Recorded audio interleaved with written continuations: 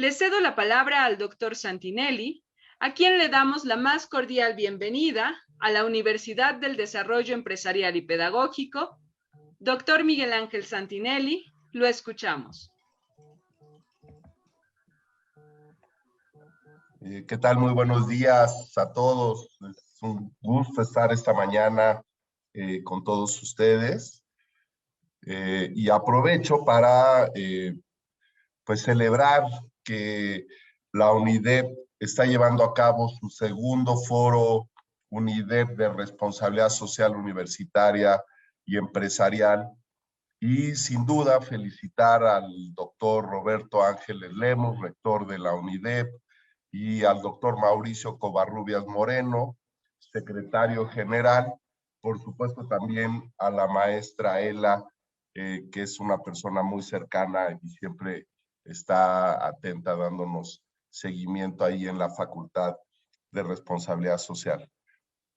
Me voy a permitir compartirles una presentación que por supuesto se las haré llegar una vez que termine mi intervención para que ustedes la puedan tener en su haber y pues la puedan revisar si fuera el caso. Y la ponencia la he titulado El papel de la responsabilidad social ante la nueva época. Y es que sin duda estamos viviendo una nueva época. Las cosas no venían muy bien antes de que llegara la pandemia, el coronavirus, pero después de que apareció, pues otras cosas también nos dimos cuenta que había que mejorar, había que transformar, que había cosas pendientes. Y esto sin duda tiene que ver con la triple línea base, la dimensión ambiental, social y económica de la responsabilidad social. Siempre tengo como costumbre presentar de manera muy breve de dónde vengo, y es que somos la única facultad de responsabilidad social en América Latina y el Caribe. Este año estamos muy contentos porque estamos celebrando nuestro 10º aniversario. Hemos cumplido ya 10 años de pues, estar creciendo, estar evolucionando en nuestros programas a través de una licenciatura, 2 maestrías, un doctorado y 3 centros de investigación. Y como todos sabemos en este foro, la responsabilidad social empresarial, según la definición del Centro Mexicano para la Filantropía, es el compromiso consciente y congruente de cumplir integralmente con la finalidad de la empresa, tanto en lo interno como en lo externo, considerando las expectativas económicas, sociales y ambientales de todos sus participantes. Y como vemos, está reflejada esto que ya mencionábamos, esta triple línea base de la responsabilidad social, la dimensión ambiental, la dimensión social y la dimensión económica, demostrando respeto por la gente, los valores éticos, la comunidad y el medio ambiente, y contribuyendo así a la construcción del bien común.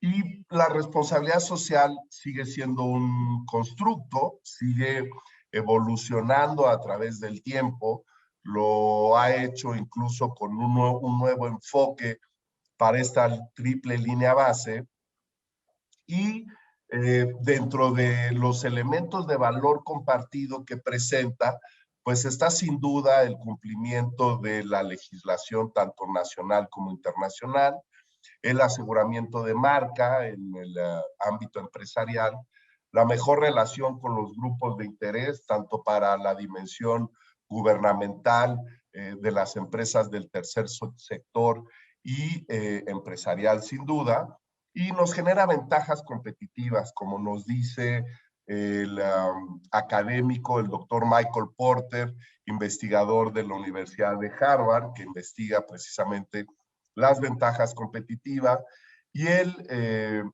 declara que tener la dimensión de la responsabilidad social y la sostenibilidad en las empresas nos genera ventajas competitivas. Y esto que veíamos ya en la definición del CEMEFI, pues esto surge en 1994 con John Elkington, donde él dice que este enfoque o este análisis de la realidad a través de la responsabilidad social y la sostenibilidad debe de considerar estos tres elementos. Generalmente esto se representa como lo estamos viendo en la diapositiva, pero la realidad es que la dimensión ambiental es el círculo más grande. Después tenemos un círculo adentro más pequeño, que es la dimensión social, y por último el círculo más pequeñito es la dimensión económica. Esto quiere decir que sin ambiente no tenemos nada. Después tenemos a los grupos sociales que se desarrollan en los ecosistemas, en el ambiente, tanto los urbanos como los naturales. Y después tenemos la economía que el hombre ha creado para tener diversos satisfactores en su vida. Y aquí tenemos una declaración de John Elkington precisamente, que dice que ¿cómo hacemos todo lo que hacemos? Nuestras economías, nuestra sociedad, nuestras comunidades, la biosfera, sin duda más resiliente, y que la única forma que lo podemos hacer en una regeneración de largo plazo es reconstruyendo la biosfera. Tenemos que reconstruir nuestras sociedades y fundamentalmente tenemos que reconstruir nuestra economía. Entonces vemos aquí en este pensamiento de John Elkington el cómo nos señala primero esta dimensión de la biosfera, esta dimensión ambiental, luego la dimensión social y finalmente la economía. Pero esto desde el mundo empresarial y de manera específica en la Bolsa Mexicana de Valores y en las instituciones financieras se ha transformado a el ESG o el ASG, que es precisamente la dimensión ambiental, la dimensión social, y se ha cambiado la dimensión económica para darle un aspecto mayor y que sea la dimensión de la gobernanza, es decir, la forma en que las empresas gestionan la cultura empresarial, los valores empresariales, la planeación estratégica que tienen las organizaciones y que precisamente le han dado este vuelco a esta triple línea base de John Elkington para tener un mejor reporteo y para tener mejores comparaciones. De hecho, el mes pasado, BlackRock, este gigante financiero que presta dinero a inversionistas, ha mandado una carta a través de Larry Flint, su CEO, su director, mandó una carta a todas las empresas pidiendo que todas debían incorporar esto que aún es muy intangible, pero que ya se está convirtiendo en una realidad, que es el net zero, o sea, el carbón neutral. Que dicho sea de paso, incluso académicamente, no hemos definido, bueno, si no hemos definido bien todavía la responsabilidad social, pues imagínense ustedes el net zero o el carbón neutral. Pero básicamente lo que nos dice el carbón neutral es que los aportes que yo hago de gases de efecto invernadero a la atmósfera los tengo que ya sea mitigar o ya sea compensar a través de otros mecanismos.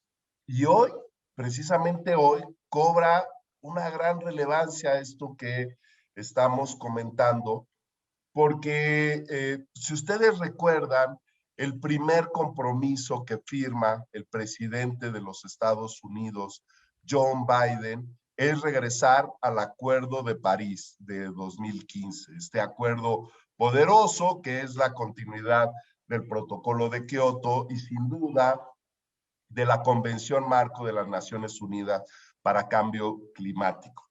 Entonces, anuncia su regreso a ser parte del Acuerdo de París, ya que el presidente Trump, negador de algo tan evidente que todos vemos y vivimos, que es el cambio climático, él decidió que Estados Unidos debía salir y debía de impulsar en los combustibles fósiles. Y hoy, a ciento y tantos días de su gobierno, cuando ya duplicó la cifra que había mencionado de los ciudadanos estadounidenses que iban a ser vacunados, ¿no? Sin duda se ha puesto a trabajar el presidente Biden. Hoy tiene una cumbre internacional que se está llevando, bueno, se llevó a cabo hace unos minutos y continúa en este momento mientras nosotros platicamos, pero por favor no le vayan a cambiar de canal, sigan con nosotros, aquí les daremos el resumen. Pues quiso conjuntar a los líderes de la región para hablar de cómo vamos a hacer frente a este carbón neutral, que ya nos decía BlackRock y Larry Fink, y que por cierto, el día de ayer también Grupo Financiero Banorte declaró su compromiso para el 2050 de ser carbón neutral. Yo creo que algo muy importante de esta nueva fase de los gases de efecto invernadero y de la lucha que tienen los seres humanos es que estamos poniendo metas a largo plazo. Y la meta es carbón cero o carbón neutral. Recordemos que el protocolo de Kioto se debe de firmar para precisar cuáles eran las metas por país de disminución de emisiones de gases de efecto invernadero que ya se habían establecido en 1992 con la Convención Marco de las Naciones Unidas para Cambio Climático. Y así, en todas las diversas conferencias de las partes, se han ido estableciendo nuevos compromisos.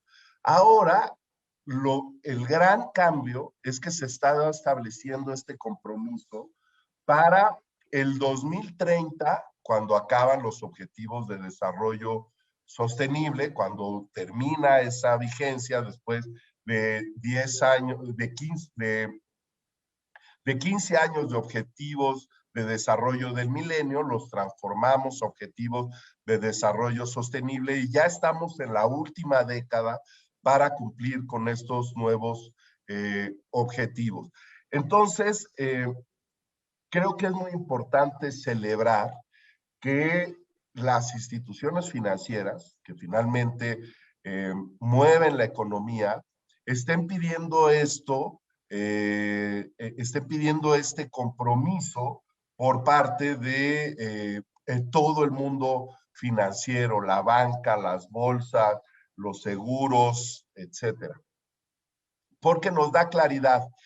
El reto, sin duda, será cómo lo medimos, cómo establecemos objetivos y metas y cómo se van cumpliendo estos objetivos y metas de manera individual y también quién le da seguimiento, quién supervisa que se estén cumpliendo estos objetivos y metas. Nuestro presidente ya participó en esta cumbre y lo que anunció, mientras tenemos una ciudad en contingencia por las carboeléctricas o las termoeléctricas que finalmente están trayendo esos gases, ese CO2 a la ciudad, y por eso es que tenemos la contingencia. Él declaró que el esfuerzo que va a hacer México para la disminución de la concentración de gases de efecto invernadero es el programa Sembrando Vidas. Entonces platicó de este programa Sembrando Vida y le pidió al presidente Biden que pues después de 3 años de que se estuvieran sembrando los árboles, considerara en dar visas de trabajo y después de otros 3 años de tener esas visas de trabajo por parte de los sembradores, que entonces les diera la residencia o la doble nacionalidad a los que participaran en eso. Y le pidió que financiara este programa para los países de Guatemala y El Salvador. No recuerdo qué otro país también, Nicaragua, Guatemala y El Salvador, donde creo yo que si bien la captura de gases de efecto invernadero es importante, lo más importante es la mitigación. Sabemos que las estrategias son de mitigación y de adaptación, pero la mitigación es fundamental, cómo vamos disminuyendo las emisiones de estos gases de efecto invernadero. Y un reto que han enfrentado hoy en día las organizaciones es cómo desglosan ese ASG, ese ESG, cómo desglosan esta triple línea base, la dimensión ambiental, la dimensión social y la dimensión económica. Y empezaré con la dimensión ambiental. Sin duda, para las organizaciones, la dimensión ambiental tiene que ver con la cantidad de energía eléctrica que utilizan, el uso de papel, de agua, los residuos sólidos o peligrosos que pudieran generar, dependiendo de qué mercado hablemos, dependiendo de cuál sea el giro que estemos abordando, pero básicamente es el ambiente dentro de la organización. Pero por otro lado, también esta pandemia trajo consigo nuevos impactos ambientales. Sin duda, para el tratamiento de los pacientes de COVID, se generan residuos peligrosos biológico-infecciosos, los RPBIs, que están tutelados a partir de nuestro artículo 4 constitucional, donde dice que toda persona tiene derecho a un medio ambiente sano para su desarrollo y bienestar, y el Estado garantizará ese derecho. Después, en esta jerarquía de leyes de Han Kelsen, tenemos la Ley General del Equilibrio Ecológico, Protección al Ambiente, su reglamento, la Ley General de Gestión de Residuos y finalmente la norma 087 ECOL SA, que habla precisamente del manejo de los residuos peligrosos biológico-infecciosos que se generan principalmente en las unidades de atención médicas, en las unidades de atención a la salud. Y, por supuesto, se ha disparado, con todos los casos que hemos tenido de COVID, se ha disparado la generación de residuos peligrosos biológico-infecciosos. Pero también se ha disparado el uso de residuos sólidos para protegernos en estos esquemas de sana distancia, de cuidado mutuo. Y estos han sido los cubrebocas y los contenedores de gel, así como también los guantes. Y ya vemos que estos guantes y estos cubrebocas se empiezan a esparcer en el ambiente, ¿no? ¿Cuál es la alarma? ¿Cuál es el llamado? ¿Cuál es el tengamos cuidado? Que si no hacemos un buen manejo tanto de estos residuos peligrosos biológico-infecciosos como de los residuos sólidos que utilizamos todos día con día, pues entonces estamos generando un círculo vicioso donde estamos poniendo en riesgo el que pueda propagarse más los temas de COVID, pueda mutar, o puedan surgir otras variantes o otras enfermedades zoonóticas. Y aquí me voy a detener un poco para precisar qué es esto de la zoonosis. Existen algunos virus y bacterias que compartimos con otros animales. Por ejemplo, la rabia de los perros. Sabemos que si una ardilla o un perro nos muerde, nos puede transmitir la rabia. Sin embargo, hay una gripa, por ejemplo, la gripa de los mapaches, que esa solo le da a los mapaches y a los seres humanos no entra esa bacteria a nuestro organismo. Las bacterias que están en otros animales y sí pueden entrar a nuestro organismo son bacterias zoonóticas precisamente. ¿Y por qué hoy en día ha habido un aumento del riesgo de zoonosis?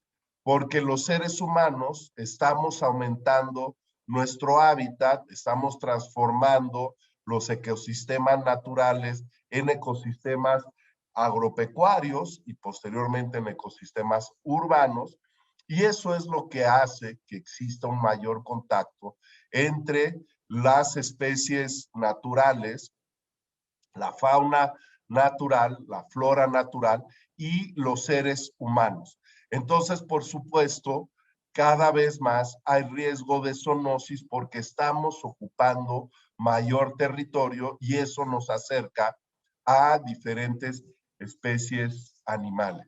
Entonces, pues tenemos que hacer un manejo adecuado de estos residuos, tanto peligrosos como sólidos, para poder enfrentar esta pandemia que estamos viviendo. Pero regreso al tema del cambio climático. El cambio climático se ha dicho que es el fenómeno ambiental más ingrato, más celoso, porque independientemente que uno se dedique, por ejemplo, a la soberanía hídrica, a ver cómo podemos satisfacer nuestras necesidades de agua, si no ponemos atención al cambio climático, nos va a alcanzar y no vamos a poder hacer este manejo eficiente del agua. Lo mismo, por ejemplo, para los temas de biodiversidad. Si nosotros nos dedicamos a la biodiversidad, pero no ponemos atención al cambio climático, tarde o temprano, el cambio climático va a transformar los hábitats y será mucho más difícil que nosotros podamos conservar esa biodiversidad.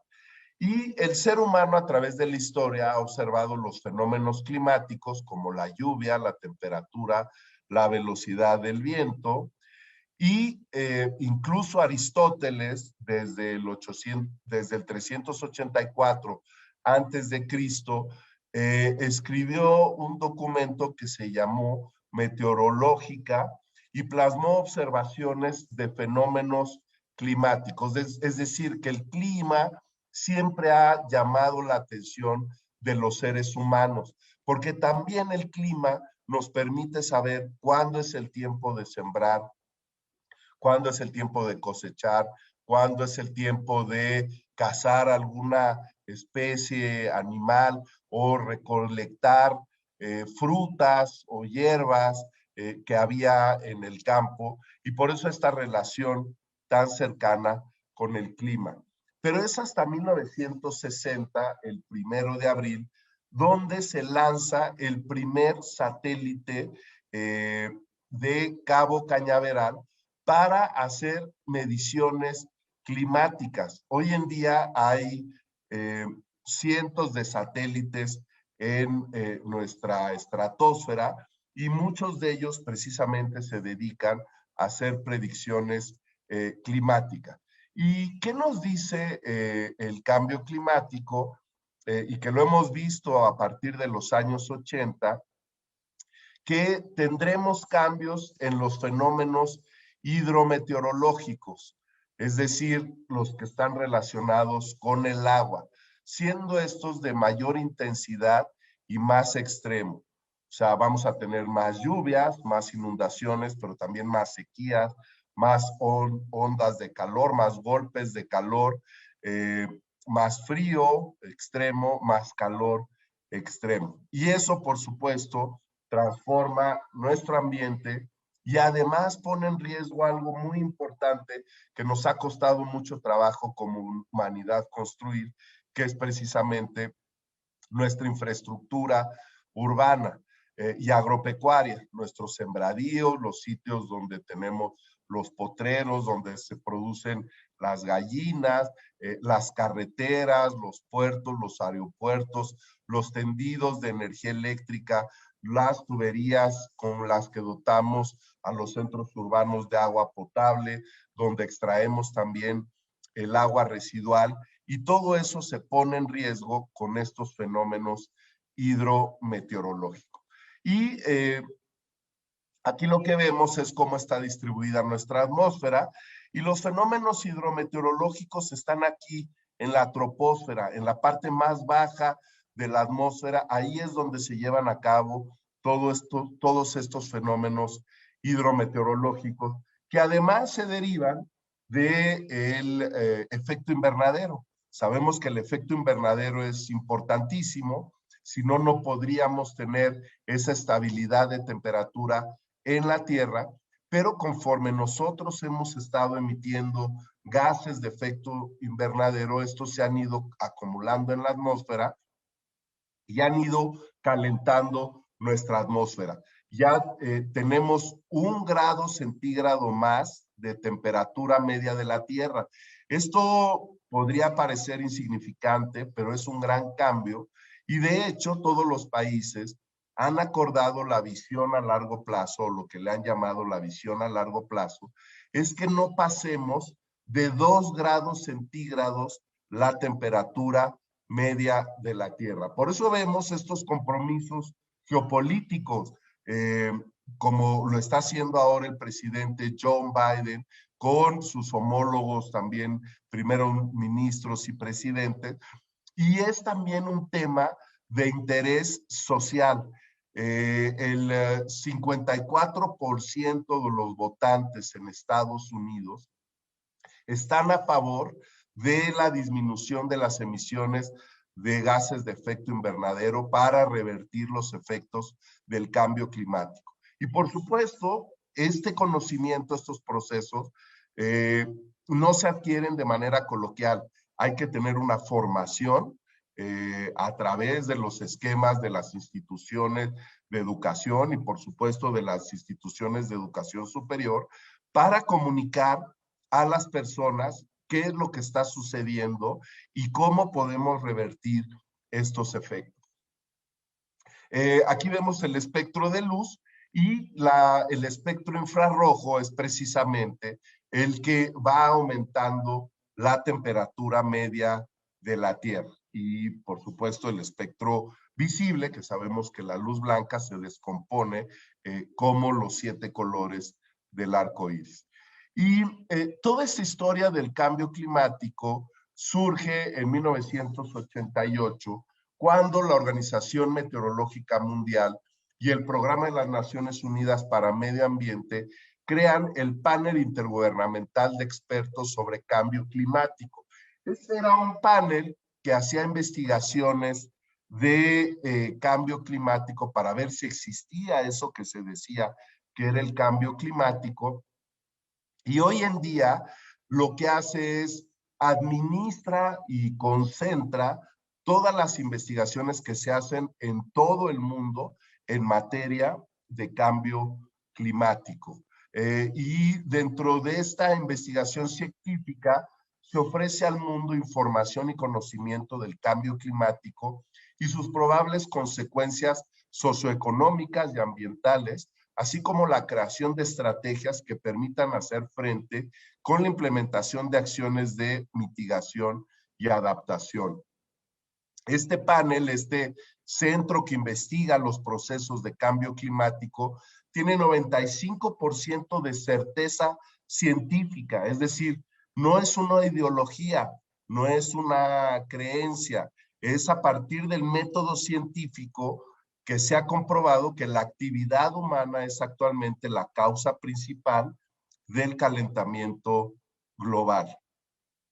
Ya después lo platicábamos, en 1992, en el marco de las conferencias de las Naciones Unidas sobre Medio Ambiente y Desarrollo, se firma la Convención Marco de las Naciones Unidas para Cambio Climático, que entra en vigor hasta 1994 y actualmente 197 países la han ratificado. Prácticamente todos los países que están en la Organización de las Naciones Unidas han ratificado la Convención Marco de las Naciones Unidas para Cambio Climático, cuyos objetivos es impedir la interferencia peligrosa del ser humano en el sistema climático, exhorta a los países a llevar a cabo inventarios de emisiones de gases de efecto invernadero, que son los causantes del calentamiento global y el cambio climático, fija objetivo de estabilizar estas emisiones.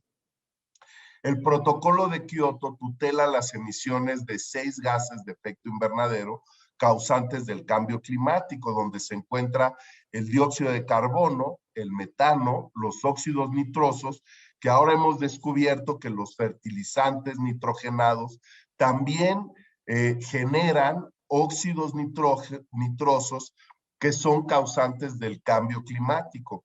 Los hidrofluorocarbonos, los perfluorocarbonos y el hexafluoruro de azufre. Y en el 2015 se crea el Acuerdo de París, que se encuentra dentro de la Convención Marco de las Naciones Unidas para Cambio Climático y que es el instrumento rector hasta el 2020 de emisiones de gases de efecto invernadero y continúa hoy en día vigente. Aquí vemos estos 6 gases tutelados por el protocolo de Kioto y su potencial de calentamiento.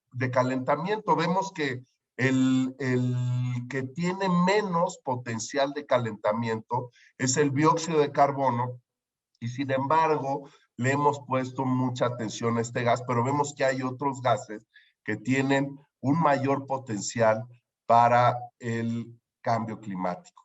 Aquí vemos para la Convención Marco de las Naciones Unidas para Cambio Climático cómo se ha ido firmando desde 1992, es esta línea, y cómo prácticamente ya todos los países han firmado este tratado internacional, junto con otros tratados internacionales que se refieren, por ejemplo, el Convenio de Basilea, al movimiento transfronterizo de residuos peligrosos y su disposición final, a la Convención de Rotterdam de químicos peligrosos, al Convenio de Diversidad Biológica, al Protocolo de Montreal para disminuir las emisiones de clorofluorocarbonos que disminuyen la capa de ozono, entre otros. Y aquí vemos los grandes actores de emisores de combustibles fósiles. Vemos que el mayor es China, después viene un 30% que son otros, Japón, la Federación Rusa y Estados Unidos aporta el 16%. Por eso es que estas discusiones internacionales donde Estados Unidos le dice a China, disminuye tus emisiones de gases de efecto invernadero, pero China lo que contesta es, divídelo per cápita. Y en el momento en que lo dividimos per cápita, podemos ver que el mayor emisor de gases de efecto invernadero, sin duda, son los Estados Unidos.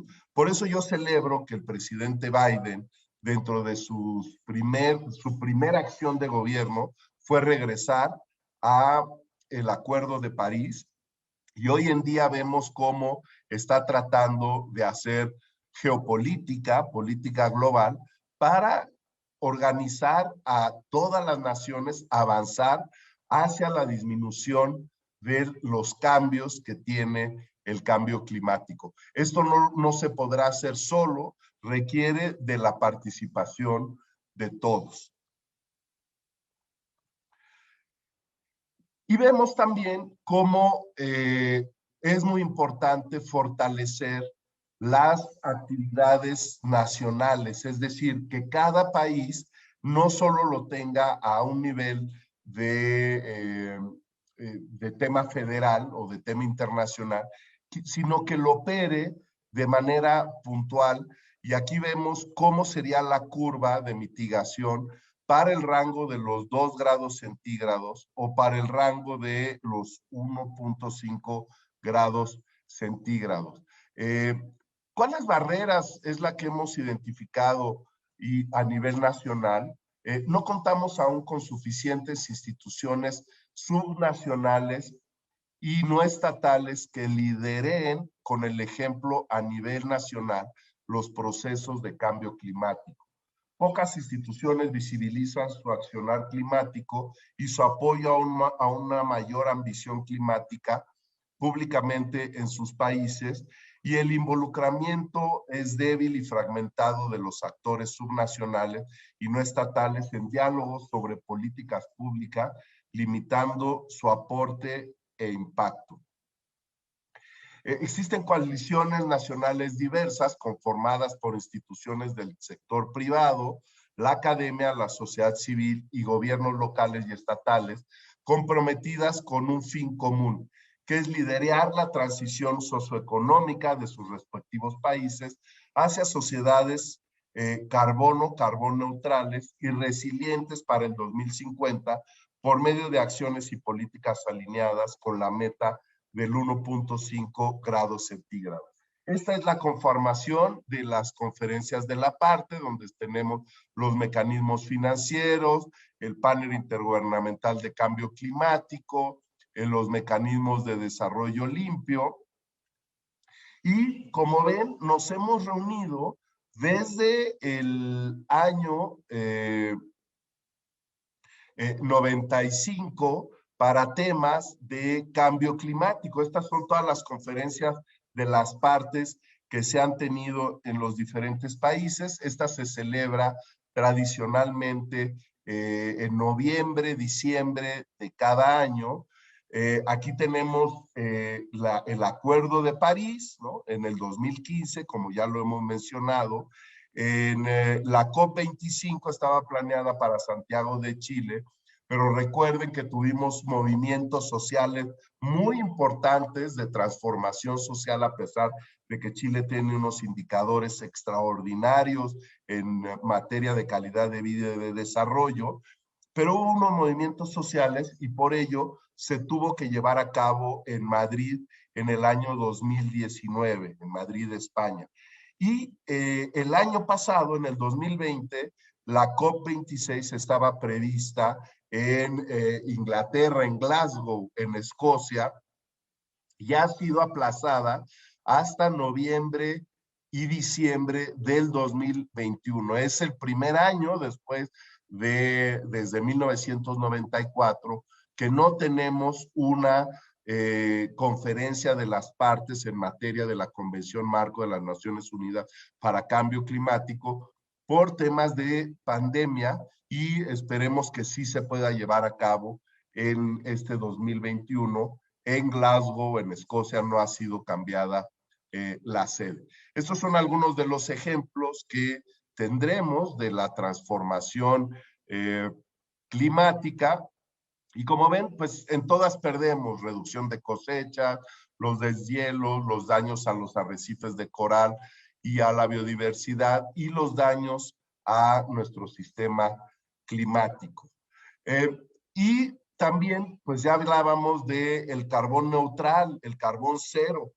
Considero que las instituciones de educación superior tenemos un gran compromiso para clarificar y establecer los mecanismos de medición y comparación para los diferentes sectores de cómo habremos de avanzar en este carbón neutral o en este net zero, que, insisto, es una gran declaración a largo plazo, pero que necesita ser instrumentada.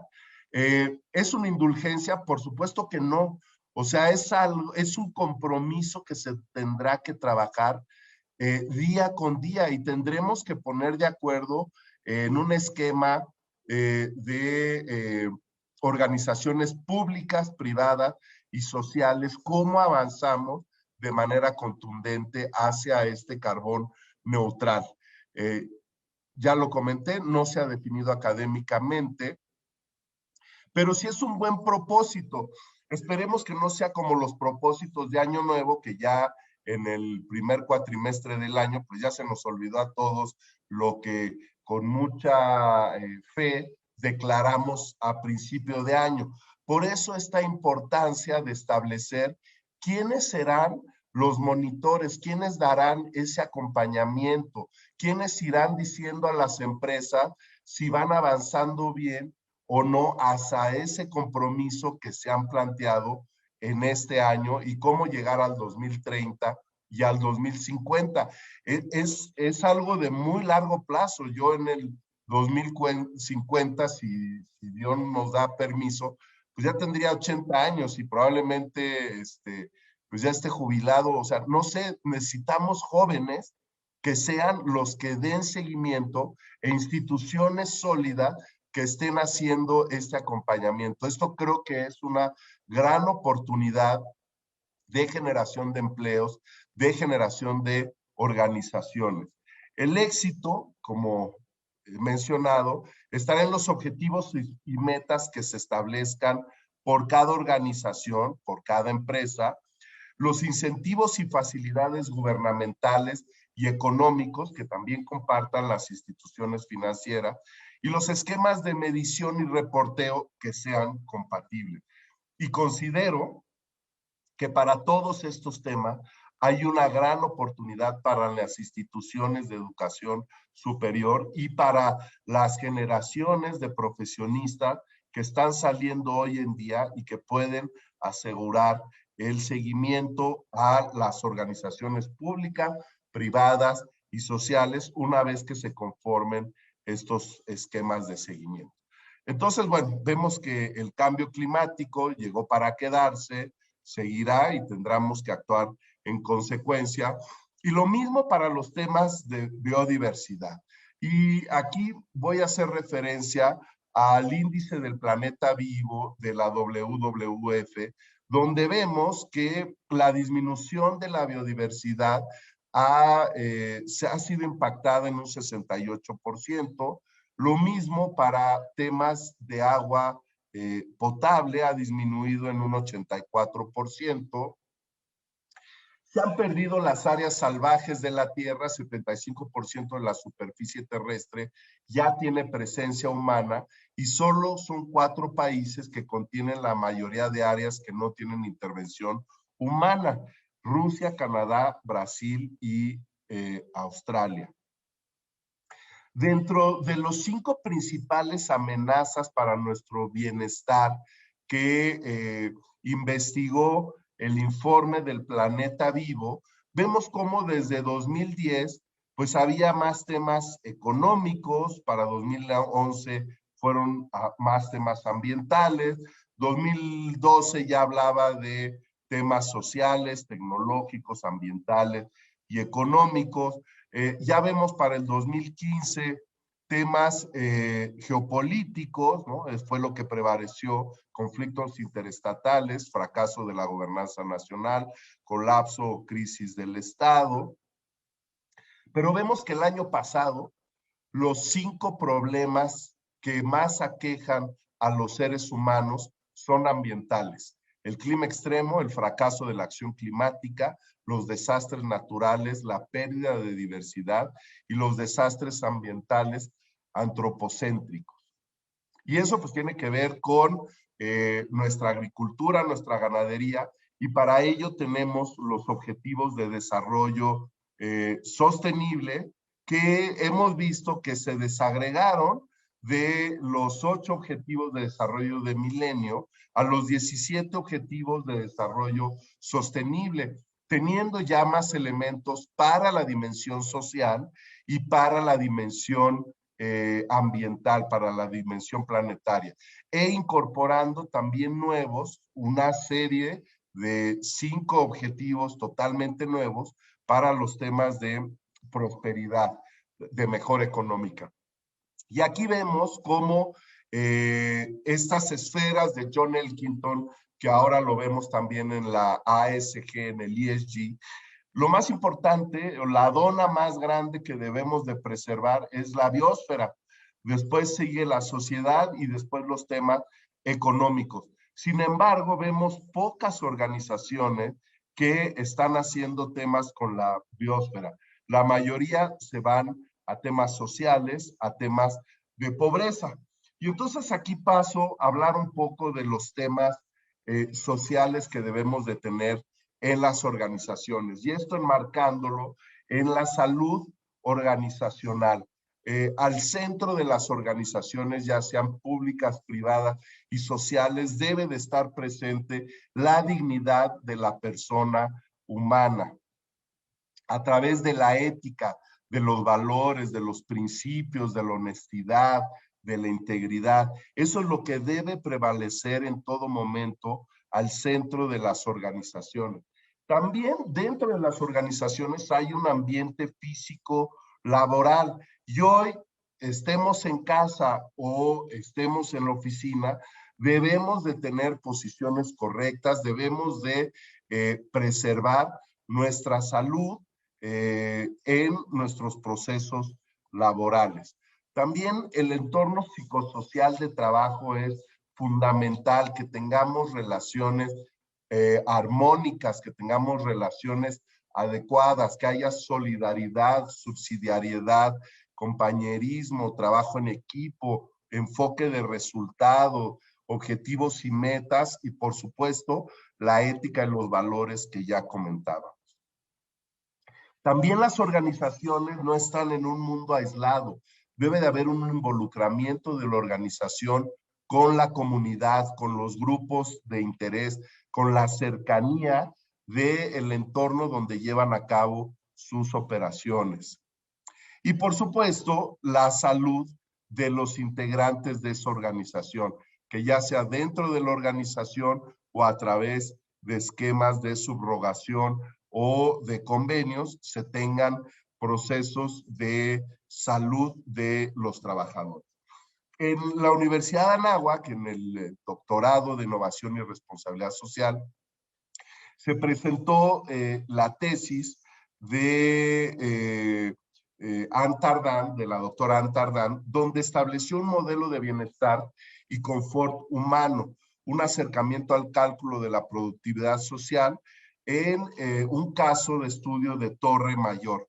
Y entonces hizo una nueva definición de productividad social, en donde se estableció la productividad social por el bienestar y la productividad social por el confort humano. Y aquí arrojó datos muy interesantes. Las personas son más productivas cuando se encuentran en un ambiente psicosocial armónico, cuando se dan estos saludos por la mañana, cuando se platica en el momento en que alguien se va a servir un café, un té, agua, cuando hay estos encuentros fortuitos, que esa es de las cosas que hemos extrañado con la llegada de la pandemia. Ya todos nuestros encuentros son programados, ya no tenemos estos encuentros fortuitos en los pasillos, en la cafetería, en la misma banqueta cuando estamos llegando a nuestros lugares de trabajo. Entonces se vio que donde había entornos psicosociales adecuados, la gente era más productiva. Y también donde había entornos de confort humano ambientales, sucedió lo mismo.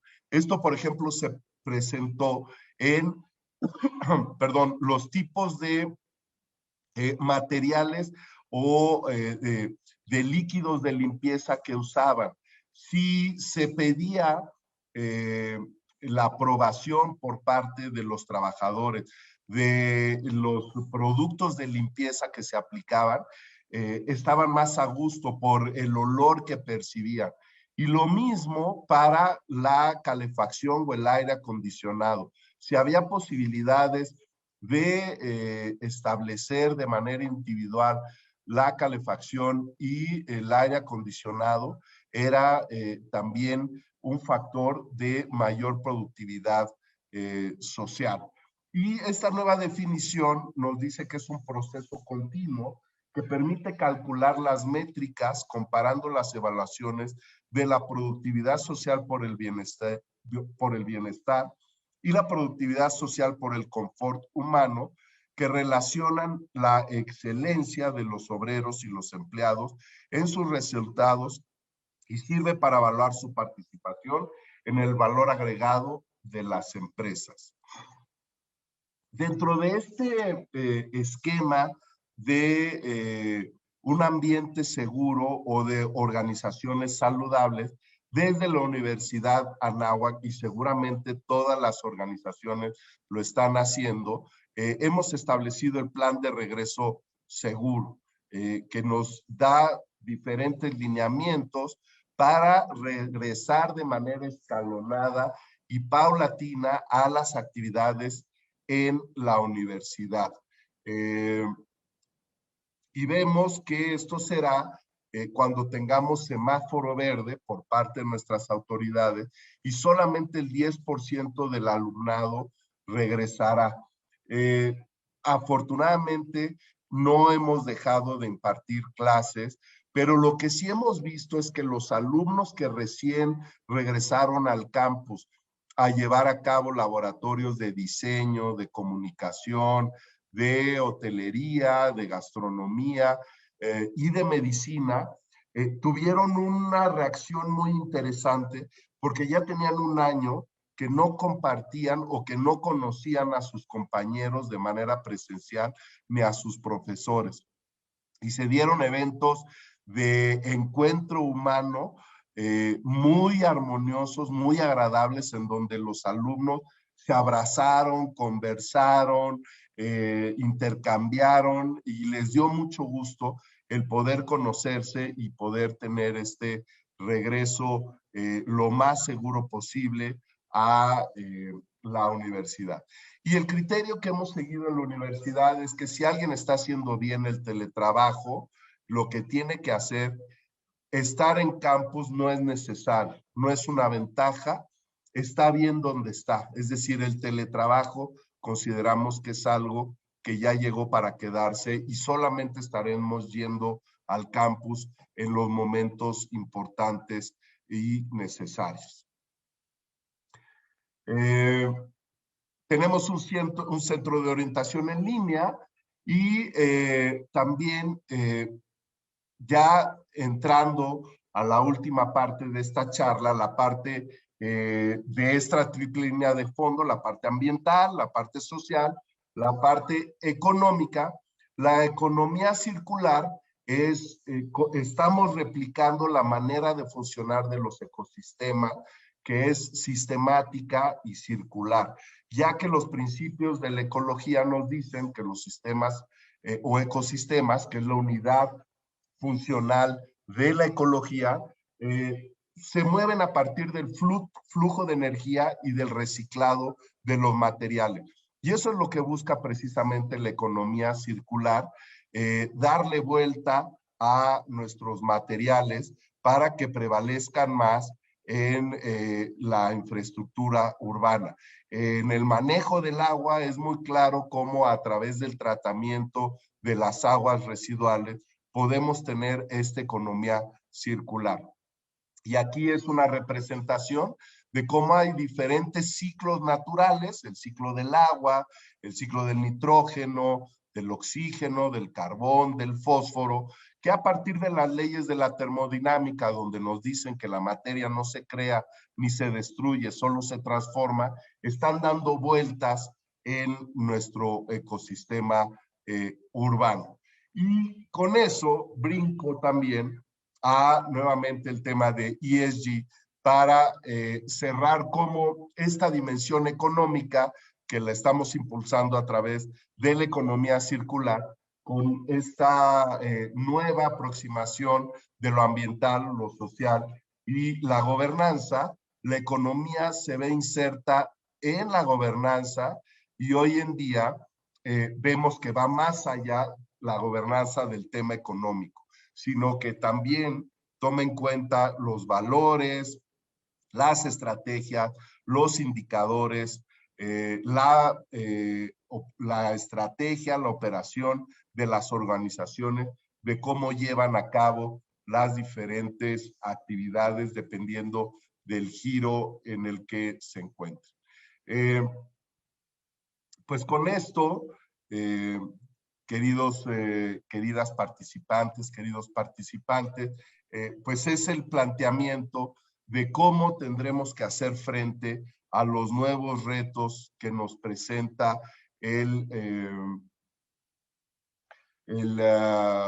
la pandemia del COVID, por supuesto, el cambio climático y, si les parece bien, pudiéramos abrir un breve espacio de algunos cuestionamientos por parte de los asistentes a este importante foro de la UNIDEP. Pues muchas gracias por la atención.